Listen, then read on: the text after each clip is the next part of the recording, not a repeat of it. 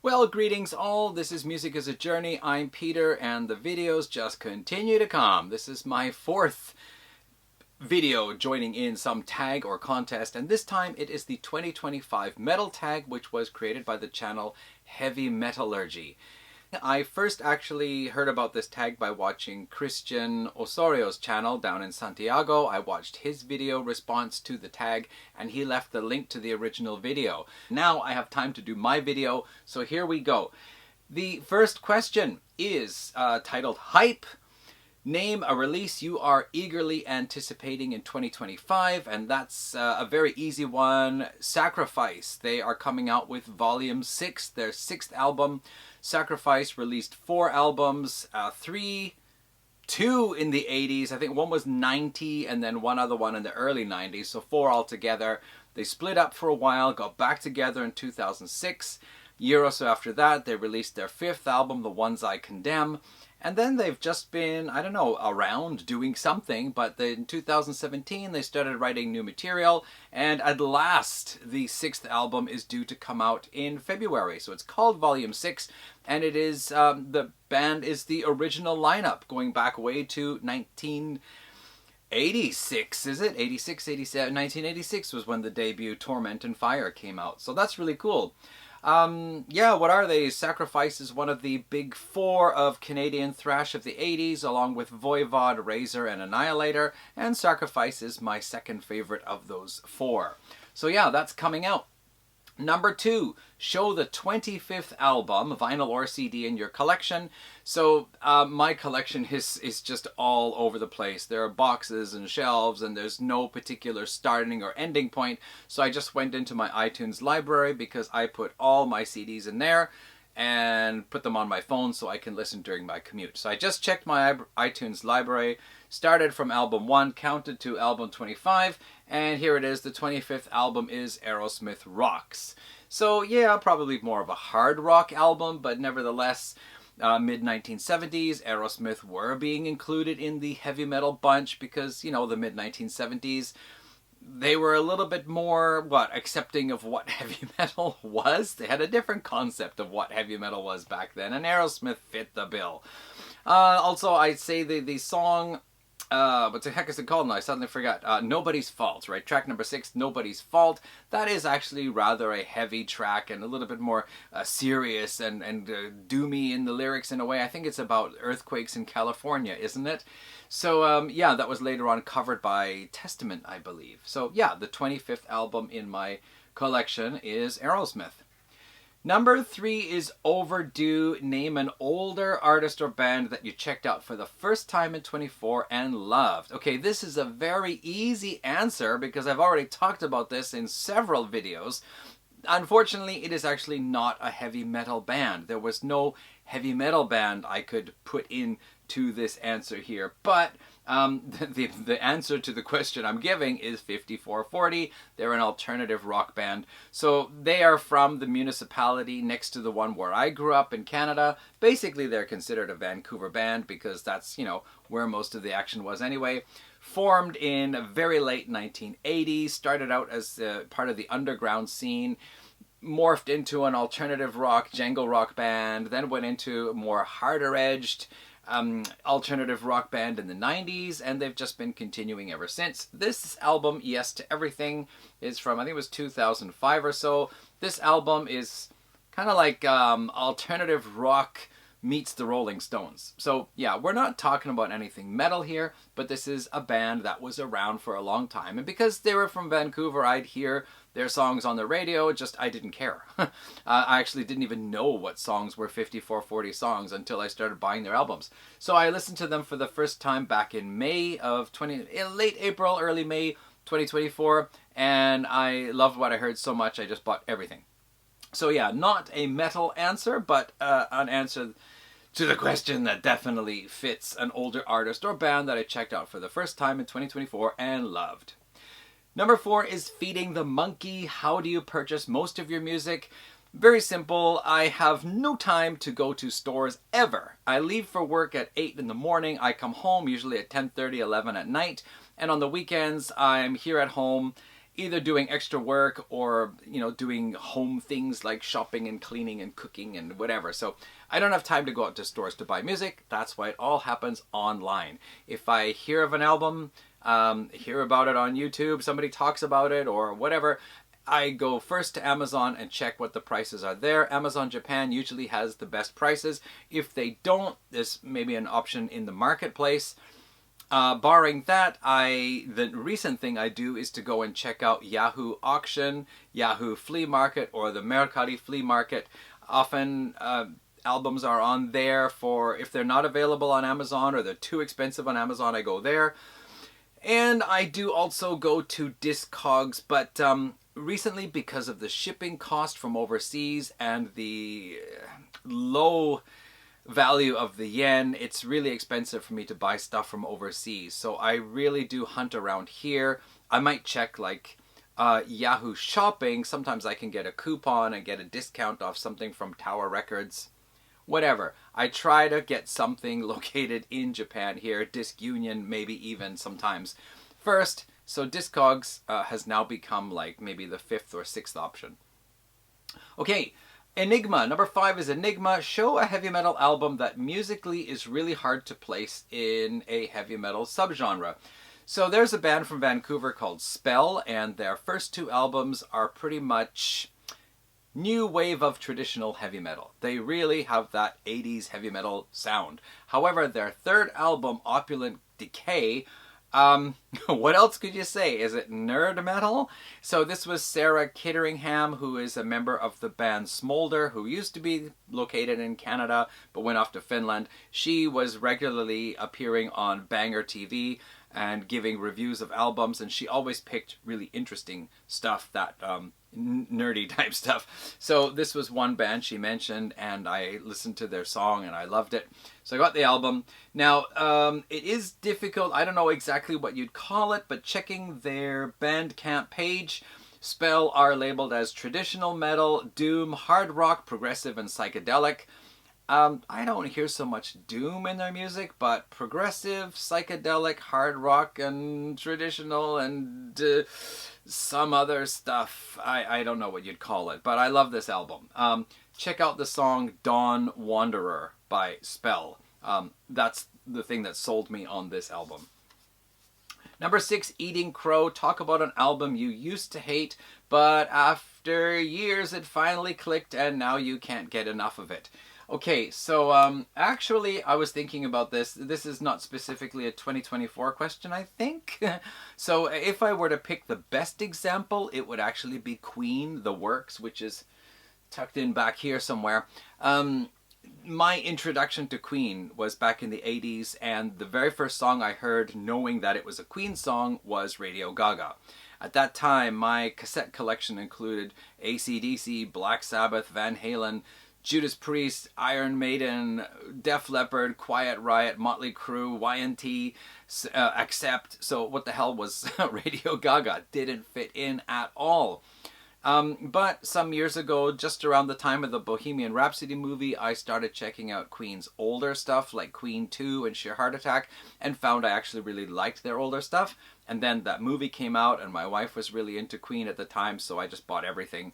And yeah, I'm okay with the Works album now. Radio Gaga, I actually enjoy listening to it. What's that one with the goofy video where they're dressed up as women? Forgot it, but anyway, yeah, I'm okay with that song. In fact, I'm pretty much okay with the whole album now. If we want to pick something that I picked up in 2024, it's not that I hated it, I just was never into the Cult.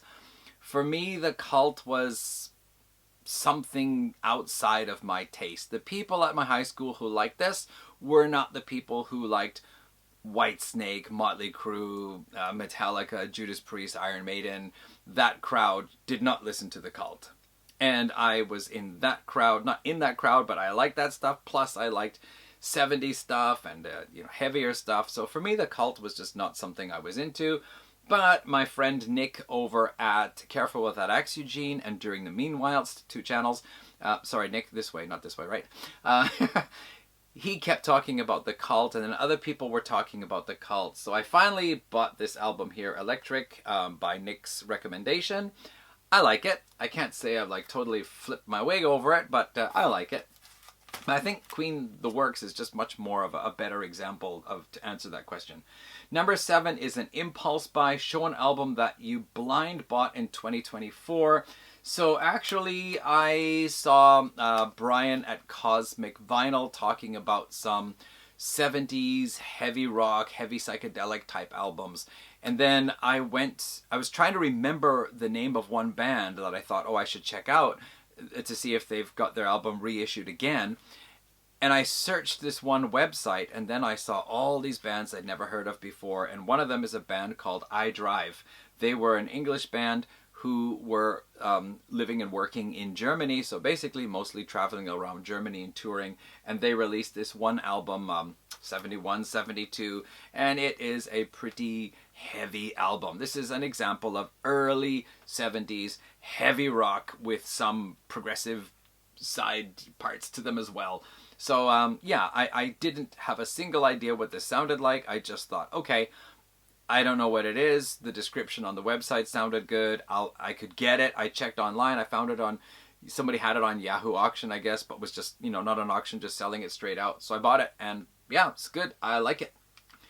Okay, collector scum. Show a title that you own more than one pressing of the same format. Okay, so this, which one is the, oh jeez. One of these is the old one, one of these is the new one. Probably this is the old one. So this is Mugen no Junin by Ningen Isu, Japanese heavy metal band. And they released 4 albums on the Merdak label from the early 90s. And then their contract ran out and they were left wondering what to do next. So they decided they were going to go indie. And the first album they released, actually the second album they released was actually a type of consignment, no. Okay, I suddenly cannot remember that word. You know when somebody says, we'd like you to do this for us and this is how we want you to do it, and then you do it for them and they pay you for it? Whatever that is. It starts with a C. It's not consignment, it's well, whatever. Anyway, you'll know the word. I'll remember it after I finish the video. So anyway, they were asked to provide the music for an anime. You can't see it. I have some picture up there that came with the reissue of the CD. So they released this, and they had 2 other albums in the 90s which were on indie labels. And then they returned. Their success got them back with the Merdak label, but their 3 indie albums were out of print for a long time. And when I got into Ningen Isu in 2019, I wanted to get all their stuff. And it was pretty expensive to track down a copy, even a used copy of these indie label releases. But anyway, I got it, and I really liked the album. And then about 1.5 years later, or even a year later, they released the album, re-released the album on their, I think that they got it on the Merdak label, Amazon Prime Video, whatever. And so it was re-released, and I have 2 copies of the same one. Now, the reissue came with a B-side that was released at the time, but was never released on any of their other albums. So I was really glad to get that, because I have everything. I have compilation albums that include B-sides and previously unreleased material. I could not get that one track, so I finally got it as well. There was a new track they recorded specifically for the reissue of the album, and I got that. So I actually didn't really need the old one anymore, but then somebody said they changed the artwork inside. I prefer the artwork inside the old one, so now I realize I had to keep the old one. So there we go, Mugen no Junin by Ningen Isu, the original indie label release and the reissue. Number 9, show off a grail that you got in 2024. Yeah, well, okay, so I'm not all that big on grails, but there are albums that I want to get, and then when I search for them, I just find that they are very expensive to get, and I end up giving up.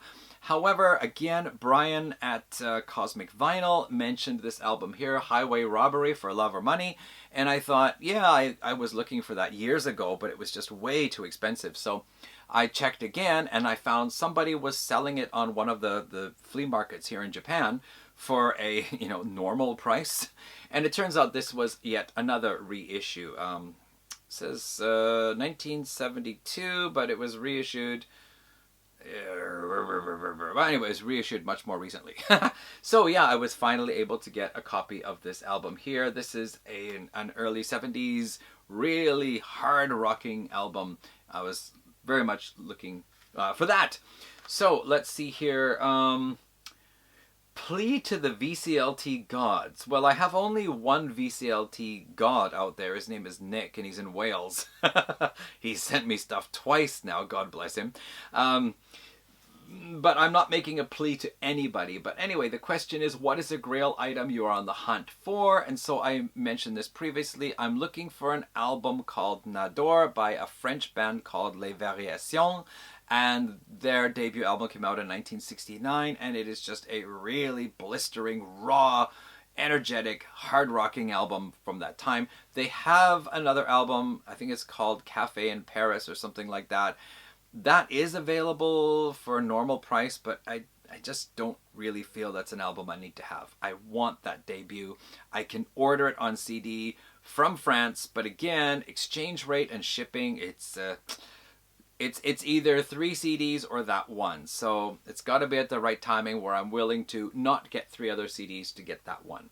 So that's that. Les Variations, Nador, I guess. 11, a Boomerang album. Show an album that no matter how many times you purge it from your collection, another copy returns to you. So I don't really do that. If I don't want it anymore and I get rid of it, that's it. There have been some albums I've gotten rid of, which since I have seen people talk about in the vinyl community, and then I think, oh, I shouldn't have gotten rid of them, but I don't feel like getting them again. But there are some albums where I had the cassette in the 80s, I later on bought the CD in the 90s, and then I bought a remastered CD with bonus tracks in the 2000s.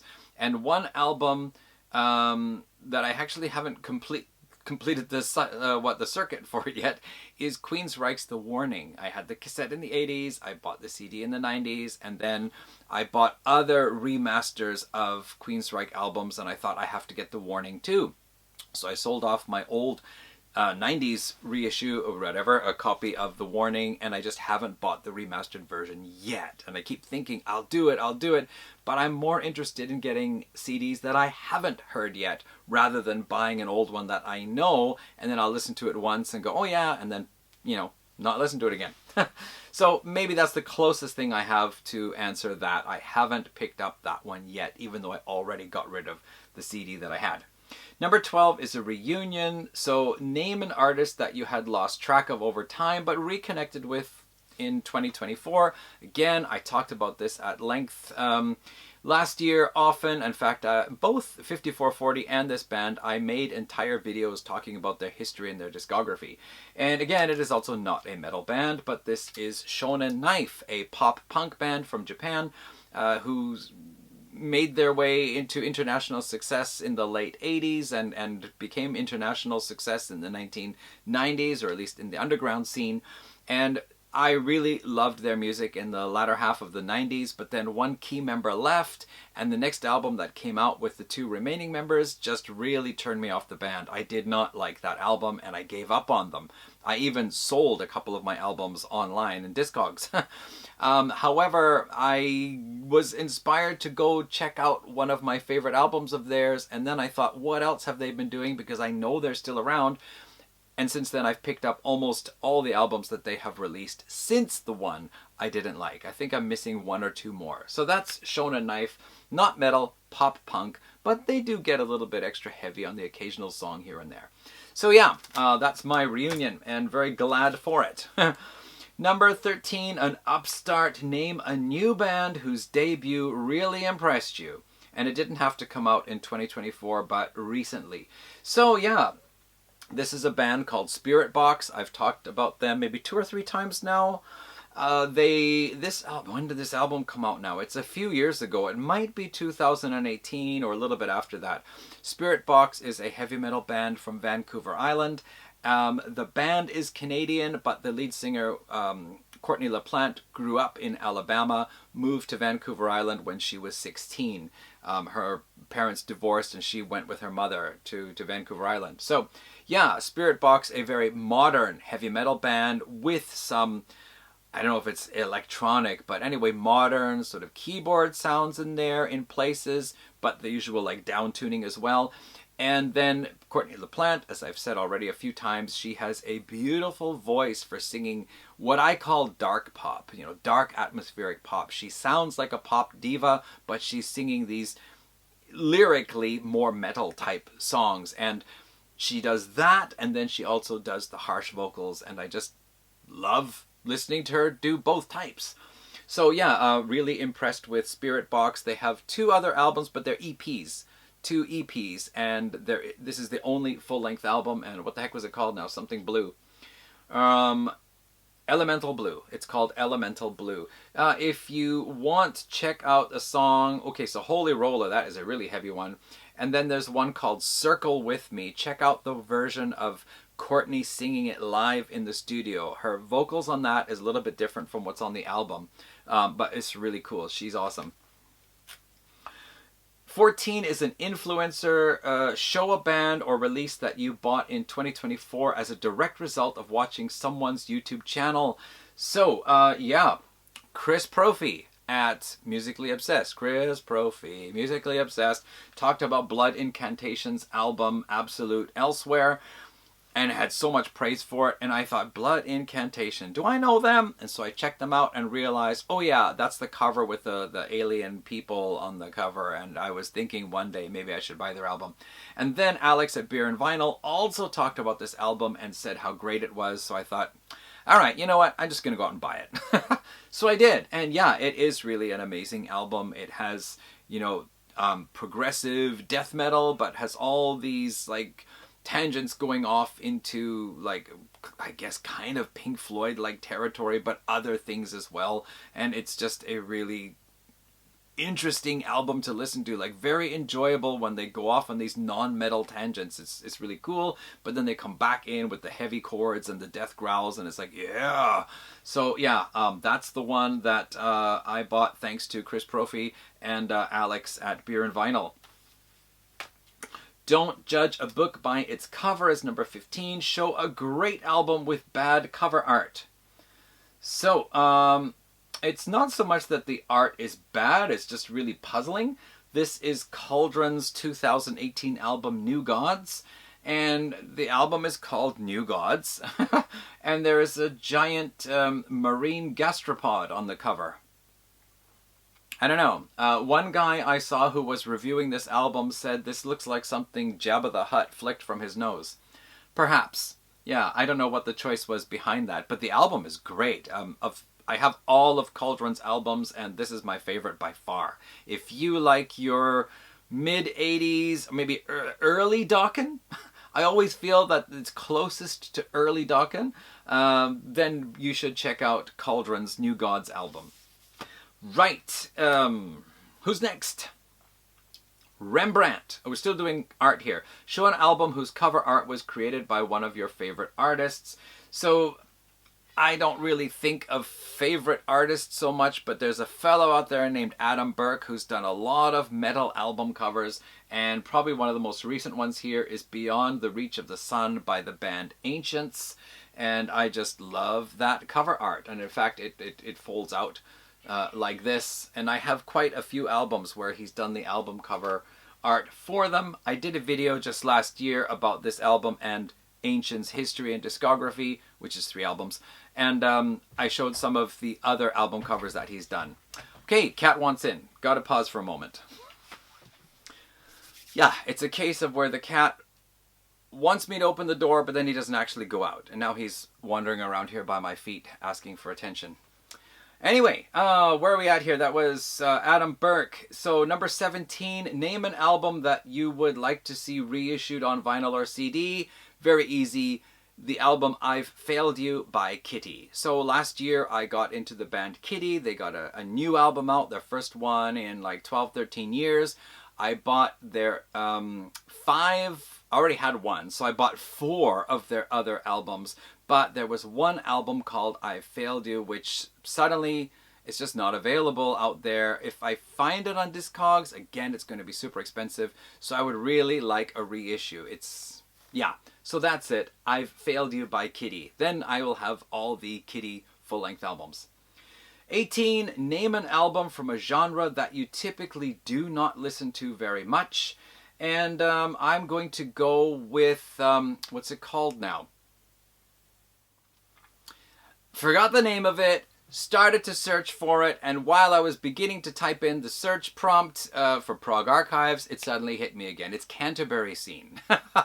So Canterbury Scene includes bands like Hatfield and the North, The Soft Machine, and also Caravan. It is not the area of progressive rock or progressive music that I really listen to very much. Most of it is just not to my taste, but I do have a Hatfield in the North album. I think Egg are associated with it, but maybe more through the members rather than the actual music. And Caravan here in the Land of the Grey and Pink, very much similar to Hatfield in the North. The reason why I have it is, well, because it was I needed at least one Caravan album in my collection. So Canterbury Scene in progressive rock is something I'm just not really into very much. You could also say jazz fusion, so I don't have any Soft Machine. Also like some Frank Zappa stuff, jazz fusion. It's not something I'm really into. But yeah, I'm showing Caravan here for Canterbury Scene. Okay, let's see here. Number 19, what band do you hope to see live in 2025? It would be anybody, really, because I don't go to concerts. My job, I work in the evenings. I work in mornings, afternoons, evenings. So again, I don't get home until 10:30. I don't finish work until between 8 and 9 usually. So there's no hope for me to finish work and get down to Tokyo to see a concert, by starting time, because they usually start around 7. The last time I went to a concert was probably 2019. So, and also just family life here, for reasons I will not go into details about, it's very difficult for me to get out anywhere, even just to go out and photograph somewhere. So, if I could see anything live, anyone live in 2025, that would be fine by me. Cat needs a door open. Right, Karama. Finally, question 20. In closing, tell your viewers about 2 new channels to you discovered in 2024, or just shout out 2 channels you enjoy. Wow, okay, I actually forgot to prepare for this one here. Okay, I think I got it here. There are so many people I subbed in 2024 and whose channels I regularly watch. So one of them I'm going to say is Daryl at the Northern Vinyl Guy. He doesn't do a heck of a lot about metal, although he does like some 80s metal bands. He is actually quite a lot into 80s music in general, plus a lot of other stuff. So I really like to watch his videos. I just find he's, I don't know, I feel like I'm watching a friend. Which is the same actually for a lot of these channels I sub to. I feel like I'm watching a friend tell me about his latest stuff or whatever related to music. So I'm going to say Daryl at Northern Vinyl Guy. He's currently got a contest going celebrating 1 year in the vinyl community. And one option, if you win the contest, is to ask him to jump into a snowdrift in a t-shirt and shorts. And he lives quite far north, so that's a pretty chilling experience. And the other one I'd say, there's so many, but I would say probably at Kim at This Is Music. He started commenting on my videos, and then I checked out his videos, and he does a lot about metal stuff. In fact, it's thanks to Kim at This Is Music that I bought this album. This is the Love Bites EP2. And there are actually some songs in I really like. I was never thought I would buy a Love Bites album or Bandmate or Aldeos or any of those ones there, but he had so many good things to say about this one that I decided to buy it and check it out, and I do like it. And recently he's doing this series on checking out the albums of Bathory, which he never had before, so he buys it. He holds up the album, he pulls the shrink wrap off, and then he goes off and listens to it and comes back and gives his opinion. And he just talks about lots of other metal stuff. I guess to mention a third one, if we're going to talk about heavy music, there's a guy called, where is he now? Is he over in Ireland, I think? His channel is called Black Leather Eyes, and he talks a lot about early heavy music from like the early 70s or late 60s. Lots of cool stuff I've heard about thanks to his channel. So I guess I'll shout out 3 then. And that wraps up my Metal Tag contribution. Thanks everyone for watching. Do leave some comments. I'm always glad to respond to those.